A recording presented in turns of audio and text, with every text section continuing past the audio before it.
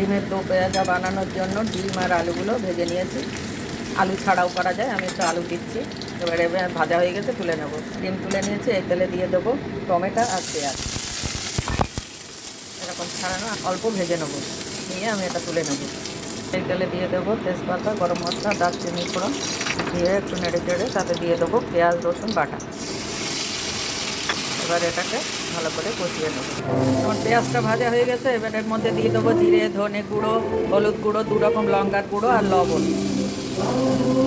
দিয়ে এই মশলাটাকেও ভালো করে কষিয়ে নেব। দিয়ে দিলাম 2 চামচ টক দই, একটু চিনি দিয়ে ফেটিয়ে দিয়ে দিয়েছি।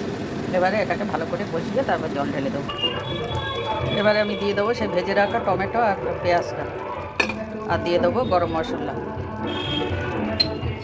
দিয়ে আমি আরও একটু ঢাকা দিয়ে দেবো। ঢাকা দিয়ে হতে দেবো। আমার রেডি হয়ে গেছে ডিম কষা।